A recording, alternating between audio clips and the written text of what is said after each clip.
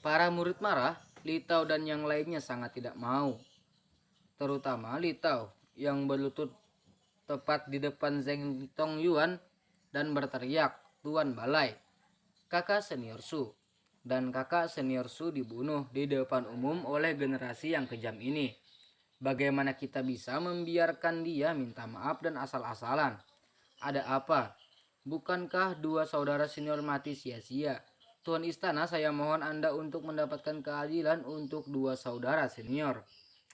Zheng Tongyuan menggertakkan giginya diam-diam mengangkat Li Tao dan berkata dengan suara serak, "Jangan khawatir, masalah ini tidak. Biarkan saja, hari ini saya melihat tiga tetua dan memaafkannya. Untuk sementara waktu, saya akan menemukannya untuk menyelesaikan akun ini di masa depan." Li Tao mendengar suara itu, menghapus air matanya dan mengangguk. Zheng Tongyuan menoleh dan berteriak marah pada Damar, "Jangan datang dan minta maaf, minta maaf." Maaf, para murid juga meraung seolah mengungkapkan penghinaan mereka, namun Damar tetap di tempatnya dari awal hingga akhir. Tidak ada permintaan maaf sama sekali. Melihat raungan gemuruh di sekelilingnya, dia akhirnya membuka mulutnya. "Apakah Anda layak?" Begitu kata-kata ini keluar, medical science text tiba-tiba terdiam terkejut. Semua orang terkejut, wajah itu tercengang menatap Damar dengan tak percaya. Ketiga tetua juga terkejut. Apakah orang ini sangat tidak mengerti? Sebagai seorang junior, tidak akan memalukan untuk meminta maaf kepada Hal Master Zheng. Sebaliknya, masalah ini telah memberinya wajah yang cukup. Mengapa dia begitu tidak mau menyerah? Apakah Anda tidak puas dengan langkah-langkahnya? Damar, jangan terlalu agresif. Minta maaf dengan cepat. Lima tetua bahkan tidak bisa melihatnya dan berteriak dengan suara yang dalam. Tapi Damar menggelengkan kepalanya satu demi satu dan berkata dengan suara yang dalam, "Su Xiang dan Su Cai Guang memprovokasi masalah ini, dan saya juga menyelesaikannya sesuai aturan. Chang Sheng Tianggong, pertarungan antara dokter dan dokter adalah aturannya. Dari Tianggong, saya terbunuh dalam pertarungan hidup dan mati. Mereka masuk akal dan masuk akal. Ada apa? Sekarang Zheng Tuan Yuan ingin memaksa saya untuk meminta maaf. Apakah dia layak?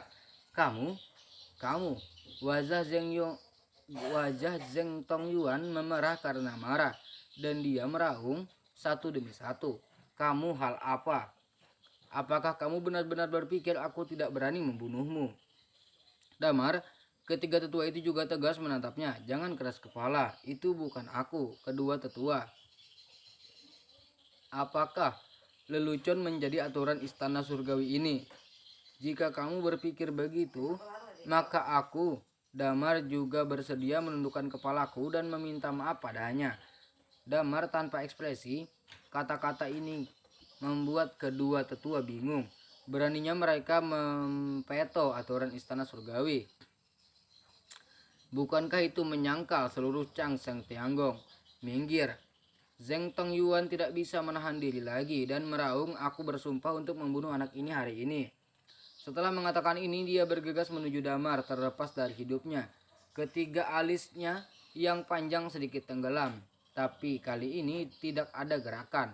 Kelima tetua ingin membujuk, tetapi mereka tidak tahu harus berkata apa. Tepat pada saat ini, hentikan. Kiosan tiba-tiba berlari dari Kiosan tiba-tiba berlari keluar, berdiri di depan Damar, berlutut ke arah Hallmaster Zheng dan berteriak dengan cemas, "Hallmaster, tolong tenang. Tolong izinkan Kiopan berbicara dengan Damar." Beberapa kata. Kiosan tiba-tiba berlari keluar, berdiri di depan Damar, berlutut ke arah Hallmaster Zheng dan berteriak dengan cemas, "Hallmaster, tolong tenang. Tolong izinkan Kiopan berbicara dengan Damar." Beberapa kata.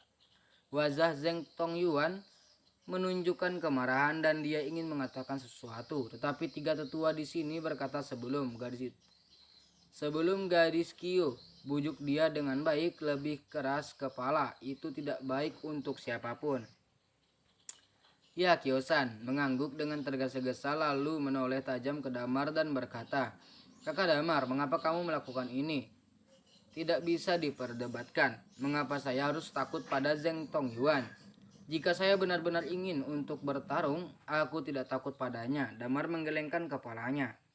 Bagaimana dengan junior Sister Liu? Kyusan bertanya dengan suara rendah. Damar tidak bisa membantu tapi terkejut. Shioner mengerutkan kening. Saya awalnya bermaksud memaksa murid-murid itu untuk menekan 4 tetua untuk membebaskan Suster Junior Liu setelah mengalahkan Su Guang dan Su Qiang. Tetapi dalam situasi ini rencana Anda jelas tidak akan berhasil. Anda melanggar hal Master Zeng. Murid-murid formal itu tidak akan mendengarkanmu. Jika kamu benar-benar melawan hal Master Zeng, kamu tidak hanya akan menyinggungnya, tetapi juga 3 dan 5 tetua dengan cara ini.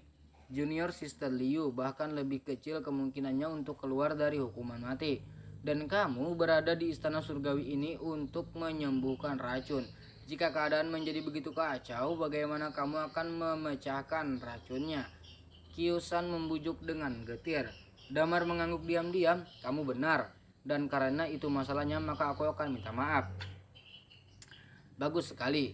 Kyusan sangat gembira, tapi dia mendengar Damar berteriak. Dian Zuzeng, saya bisa meminta maaf kepada Anda. Oh? Zeng Tonyuan sedikit terkejut, tapi ada syaratnya. Damar melanjutkan persyaratan. Ini membuat semua orang marah dan Kyovan bahkan lebih lengah. Kakak Damar, kamu tidak peduli. Damar berkata dengan tenang, syaratku sangat sederhana. Adik perempuan Liu Roshi dijatuhi hukuman mati oleh 4 tetua. Aku berharap untuk segera membebaskannya. Jika kamu setuju dengan saya, hal Master Zeng, saya akan meminta maaf kepada Anda atas keputusan ini. Bagaimana jika saya tidak setuju? Zeng Tongyuan bertanya dengan dingin. Kalau begitu, aku akan mengirimmu ke aplikasi pertempuran hidup dan mati berikutnya. Damar berkata dengan suara serak. Ada keheningan mematikan seketika di antara penonton. Semua mata tertuju pada Damar. Apakah ini permintaan maaf? Ini adalah kesepakatan bersyarat. Ini adalah ancaman. Menarik, orang ini sangat menarik. Di bawah pohon bunga persik, mata Jimmy Au Kyu berkedip dan mengangguk lagi dan lagi. Gila, dia gila. Litau berteriak. Kyovan hampir pingsan. Adapun 3 tetua, wajah mereka sedalam air dan alis mereka terkunci rapat. Aku ingin kamu mati. Hal Master Zeng meraung histeris meninju penuh niat membunuh, menabrak dahi Damar seperti masa lalu yang gila. Kekuatan 10.000 racun melonjak di tinjunya. Kali ini hal Master Zeng termotivasi untuk membunuh. Tidak ada yang bisa menghentikannya, tapi Damar tidak takut sama sekali dan dia meninju backhand yang juga menghantam masa lalu ledakan. Benjolan tinju, keduanya melangkah mundur, racun itu meledak di tempat yang terkena. Ini setara. Napas dunia bergetar. Hal Master Zeng meraung dan ingin memulai. Cukup. Pada saat ini ketiga tetua berteriak dengan marah lagi. Suara itu seperti guntur memekakkan telinga. Keduanya menghentikan tangan mereka dan menatapnya. Tetapi melihat wajah suram ketiga tetua, dia menoleh dan bertanya kepada pemuda itu. Kamu segera pergi ke 4 tetua dan biarkan Liu Roshi pergi. Ya, para tetua. Pemuda itu segera kirim dengan kepalan tangan terlipat. Ketika dunia melihatnya, mereka langsung mengerti. Ketiga tetua tidak lagi mau membiarkan situasinya memburuk. Dia harus menghentikannya. Damar, apakah kamu puas dengan ini? Ketiga tuan itu bertanya dengan tenang. Damar secara alami tidak memiliki pendapat apapun ketika ketiga tetua mengatakan ini. Damar tersenyum ringan lalu dia berhenti dan berkata kepada Zeng Tongyuan. Jianzhu, Zeng, saya minta maaf atas apa yang terjadi sebelumnya. Damar meminta maaf kepada Anda di sini. Meskipun Damar membuat gerakan permintaan maaf, tidak peduli siapa itu. Jika dia melihatnya di matanya atau mendengarnya di telinganya, itu tidak terasa seperti itu. 3 tetua, mata Zeng Tongyuan merah dan dia menatap lelaki tua itu dengan gigi terkatup. Itu dia. Ketiga tetua itu menarik napas dalam-dalam. Zeng Tongyuan gemetar karena marah dan dia ingin mengatakan sesuatu. Dia melirik ketiga tetua tetapi dia tidak bisa menyerang. Dia akhirnya melambaikan tangannya dan mengamalingkan kepalanya dengan raungan rendah. Para murid kuil Yuan Sengxin juga bergegas pergi. Tempat perlindungan medis akhirnya memulihkan kemurniannya. Damar menghela napas lega dan segera menoleh untuk menemukan Liu Roshi untuk melihat bagaimana luka-lukanya. Tetapi pada saat ini ketiga dewa itu berteriak dengan suara yang dalam. Damar, kemarilah. Damar menghentikan langkahnya dan menoleh untuk melihat ketiga tetua. Apakah kamu masih memiliki perintah? Ketiga tetua tidak mengatakan apa-apa, mereka berjalan ke Damar, melihat ke atas dan ke bawah. Sioner bertanya dengan suara yang dalam.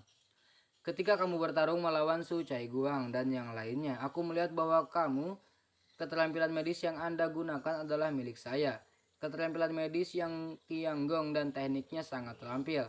Saya ingat bahwa Anda hanya belajar di Tianggong selama beberapa bulan.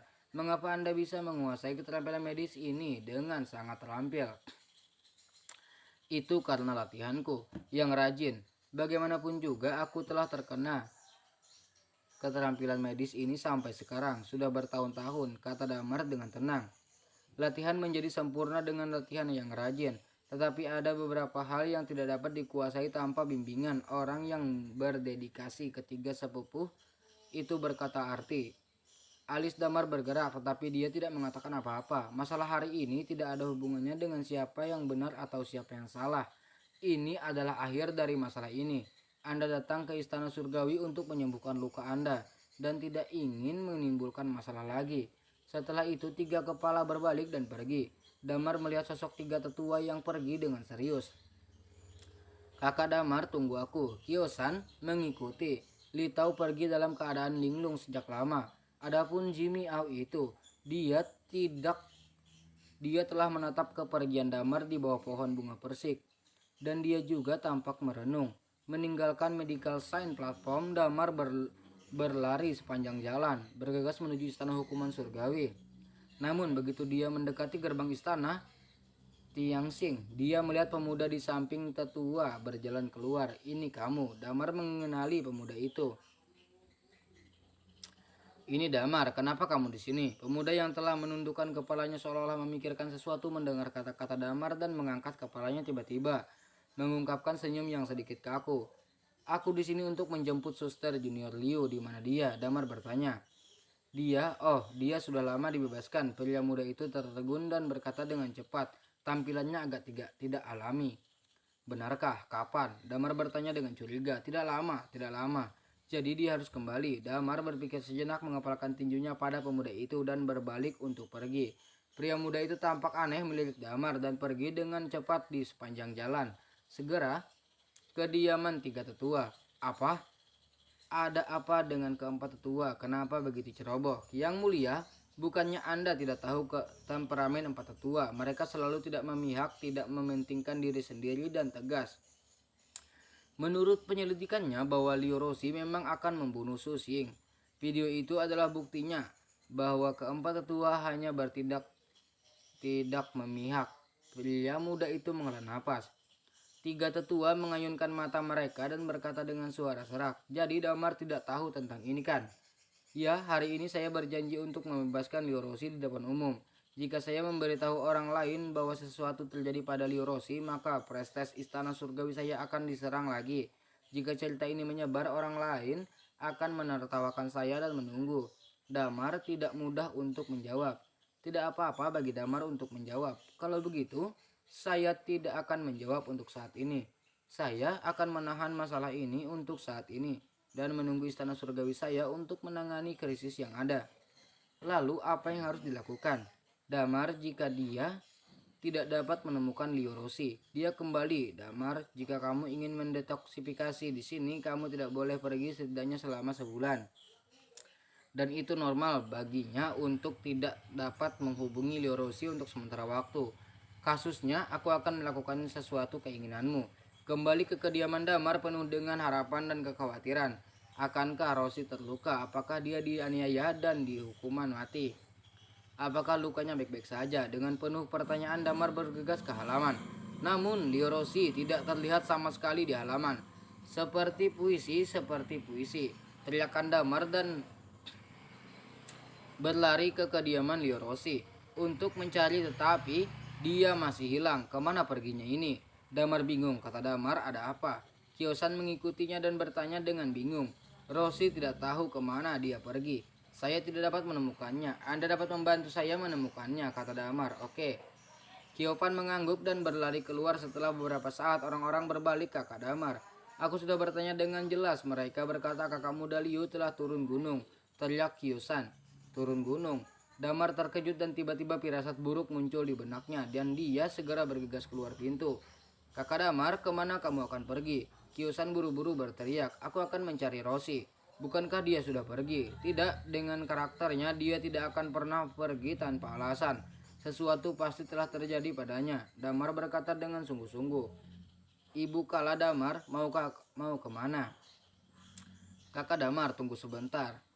Di tengah jalan banyak murid yang buru-buru berteriak berniat menghalangi Damar, tapi Damar mengabaikannya, bergegas keluar dari gerbang istana dan menuruni tangga panjang yang curam. Tidak ada yang bisa mengikuti kecepatannya. Dalam waktu kurang dari 10 menit, Damar bergegas menuruni tangga umur panjang. Ada gubuk jerami di bawah tangga yang jatuh di atas batu besar. Dari kejauhan itu sangat sepi. Ini adalah kediaman Nenek Wen. Nenek Wen telah berada di kuil panjang umur selama bertahun-tahun. Tidak ada yang tahu persis berapa tahun. Tugasnya adalah menjaga tangga panjang umur ini. Seperti biasa, jangan pernah pergi. Beberapa orang mengatakan bahwa kualifikasinya bahkan lebih tinggi daripada Master Aula. Tapi, seberapa tinggi itu? Dia selalu menjadi penjaga gunung. Bagaimana dia bisa dibandingkan dengan orang di istana surgawi ini? Ibu Wen, Nenek Wen, apakah kamu di sana? Damar melangkah ke platform batu dan berteriak ke gubuk. Namun tidak ada jawaban dari pondok Damar. Sangat cemas sehingga dia tidak peduli dan segera melangkah maju untuk mendorong gubuk itu menjauh. Namun sebelum tangannya menyentuh gubuk itu, pintu gubuk itu tiba-tiba terbuka. Nenek Wen yang berwajah pucat berdiri di depan pintu gubuk jerami. Apa yang ingin kamu lakukan? Nenek Wen bertanya dengan dingin. Ibu Wen, bisakah kamu melihat Liao Roshi? Damar bertanya dengan tergesa-gesa. Aku tidak melihatnya. Nenek Wen mendengus dingin. Kamu cepat dan kembali ke Tianggong untuk menyembuhkan racunmu. Jangan ganggu wanita tua itu lagi. Setelah dia selesai berbicara, dia membanting pintu gubuk hingga tertutup. Wen, Damar ingin berteriak tetapi gubuk itu tertutup. Dia mengerut kening dan berpikir tidak mau dan mengetuk pintu satu demi satu. Tapi kali ini Nenek Wen tidak berencana membuka pintu lagi. Ibu Wen, jika kamu tidak membuka pintu lagi, aku akan memaksamu masuk. Damar juga cemas dan segera berteriak. Samar-samar dia merasa bahwa Nenek Wen tahu sesuatu. Beng beng beng. Pintu yang sudah bobrok dibanting oleh Damar dan itu runtuh. Jika terus seperti ini, saya khawatir gubuk itu akan dihancurkan oleh Damar. Nenek Wen tidak tahan lagi. Dia membanting pintu sehingga terbuka dan berteriak dengan keras. Nak Lin, apa yang kamu coba lakukan? Jangan berpikir bahwa kamu mengenal gadis itu. Wanita tua itu akan menunjukkan belas kasihan kepadamu. Dan jangan paksa wanita tua itu untuk mengambil tindakan. Ibu Wen tersinggung. Aku hanya ingin tahu keberadaan Roshi. Damar berkata dengan penuh semangat memberi hormat. Bukankah aku sudah memberitahumu? Dia sudah pergi kembali. Apa kamu tuli? Teriak Nenek Wen. Tidak, Ibu Wen. Kamu membohongiku tanpa alasan. Roshi tidak akan kembali, bahkan jika dia ingin pergi. Dia pasti akan memberitahuku kepergian diam-diam. Seperti itu benar-benar tidak mungkin. Pasti ada orang dalam cerita. Mata penuh bahagia. Memikirkan cedera serius gadis itu di punggungnya, menaiki tangga umur panjang selangkah demi selangkah, dihina dalam segala hal oleh Liu Tao dan Su Xiang, tetapi masih tidak mau menyerah. Damar merasakan sakit di hatinya, dan sekarang keberadaan gadis itu tidak diketahui dan dia tidak tahu hidup atau matinya. Dia bahkan lebih patah hati. Satu atau lain cara, tidak peduli seberapa harganya, pastikan untuk menemukan Roshi. Nenek Wen menatap wajah tegas dan serius Damar. Matanya yang tua keruh memancarkan sentuhan lega. Tetapi segera kelegaan ini disembunyikan dan digantikan oleh kemarahan dan jijik. Damar, berapa kali kamu harus memberitahuku? Sebelum kamu percaya padaku, aku akan memberitahumu. Siapa yang kamu cari? Cari sendiri. Jangan ganggu wanita tua ini di sini. Jika kamu terus terjerat seperti ini, wanita tua itu akan mengambil semua tangan dan kakimu sekarang. Bongkar, kamu percaya atau tidak? Nenek Wen menggeram, matanya penuh keganasan dan kekejaman. Tidak peduli siapa itu menatapnya saat ini, itu pasti akan sangat menakutkan. Benar saja, Damar terdiam. Dia memandang Nenek Wen dan setelah beberapa saat dia membungkuk dalam-dalam dan berbisik. Karena Nenek Wen benar-benar tidak tahu keberadaan Roshi, Damar tidak akan mengganggu Nenek Wen lagi. Nenek, Sungguh suatu pelanggaran. Mohon maafkan saya, Damar. Selamat tinggal dulu. Namun Nenek Wen mengabaikannya dan berbalik untuk menutup pintu ledakan. Damar menutup pintu lagi. Damar diam-diam melihat ke pintu yang tertutup, menghela napas dalam-dalam dan berbalik untuk pergi. Namun setelah Damar pergi sebentar, pintu gubuk jerami itu tiba-tiba terbuka lagi. Nenek Wen berjalan keluar perlahan. Dia melihat ke kiri dan ke kanan tetapi tidak dapat melihat sosok Damar. Dia berdiri di sana untuk waktu yang lama sebelum berbalik dan kembali ke gubuk jerami. Pondok itu kecil dan remang-remang. Pada saat ini di tempat tidur gubuk jerami terbaring mayat dengan wajah pucat dan tubuh dingin. Itu adalah Liorosi. Pada saat ini lengan dan kaki dan bahkan kepalanya dihubungkan oleh tabung transparan. Dan seluruh tubuhnya ditutupi dengan jarum perak. Beberapa cairan aneh menembus tubuh Liorosi. Melalui tabung ini wajah cantik itu penuh dengan rasa sakit di momen. Gadis, kamu membacanya dengan benar. Anak itu memang orang yang menghargai cinta dan kebenaran. Sayang sekali dunia mempermainkan orang. Dia tidak akan pernah bisa melihatmu lagi jika kamu memintanya untuk sampai jumpa sekarang. Wanita tua itu khawatir dia akan melakukan hal bodoh. Berbicara tentang ini, Nenek Wen menghela napas dengan pahit dan duduk di kursi di sebelahnya, menyeka air matanya secara diam-diam. Namun mayat di tempat tidur tidak bisa mendengar penderitaannya. Tetapi pada saat ini suara acuh tak acuh terdengar dari belakang. Tuan Wen, katakan padaku ada apa dengannya. Nenek Wen bergidik dan menoleh dengan tajam, hanya untuk melihat bahwa kekuatan yang baru saja tersisa muncul di pintu gubuk beberapa titik. Damar. Nenek Wen tiba-tiba berdiri dan menatapnya dengan tidak percaya. Kamu, bagaimana kamu kembali? Bukankah kamu pergi? Namun Damar tidak menjawab dan tiba-tiba berjalan ke tempat tidur dan memandangnya. Melihat Liorosi berbaring di tempat tidur, dia hampir linglung. Mata Nenek Wen sedikit tak berdaya dan menyakitkan. Dia menarik napas sepanjang dan berkata dengan suara serak, Nak, kamu jangan terlalu bersemangat. Apa yang terjadi? Damar tiba-tiba berbalik menatap Nenek Wen dengan mata lebar dan bertanya dengan kegeraman rendah. Pada saat ini matanya merah darah. Melihat orang bergidik, karena aku tidak bisa menyembunyikannya darimu, aku akan memberitahumu semuanya. Nenek Wen hanya bisa menjelaskan semuanya. Ketika Damar mendengar tentang prosesnya, tinjunya terkepal erat dan aliran kebencian yang tak ada habisnya muncul. Setelah kecelakaan Rosi, saya memaafkan hubungan saya untuk membawa kembali mayatnya. Dan saya menggunakan beberapa ramuan obat yang baik yang telah saya kumpulkan selama bertahun-tahun untuk memperpanjang hidupnya. Tapi saya hanya bisa memperpanjang hidupnya untuk sementara. Jika kamu ingin menyelamatkannya lagi, sesulit pergi ke langit. Nenek Wen menggelengkan kepalanya dan berkata dengan suara serak. Ketika Damar mendengar suara itu, hatinya terasa seperti lautan badai, tetapi permukaannya sangat tenang. Dia mengangkat tangannya dan mengelus pergelangan tangan Liorosi dengan gemetar. Saat dia menyentuh kulitnya, Damar merasa hatinya bergetar. Mati. Suhu yang sangat sunyi. Ini adalah napas dan suhu yang harus dimiliki orang mati. Namun dia masih memiliki denyut nadi yang tersisa. Itu hampir tidak ada denyut nadi. Itu adalah hasil dari perpanjangan hidup paksa Nenek Wen dengan obat-obat ini. Namun obat ini tidak bisa bertahan seumur hidup. Setelah obatnya habis, dia masih akan kembali ke Huang Quan yang abadi sulit diselamatkan. Damar tanpa ekspresi mencubit jarum dan menusuk ke antara alis Liorosi. Untuk sementara waktu yang lama, dingin bergetar akun ini. Aku menulisnya. Jika istana hukuman surgawi tidak memberiku keadilan, aku akan meminta istana surgawi Changseng untuk membayarnya kembali.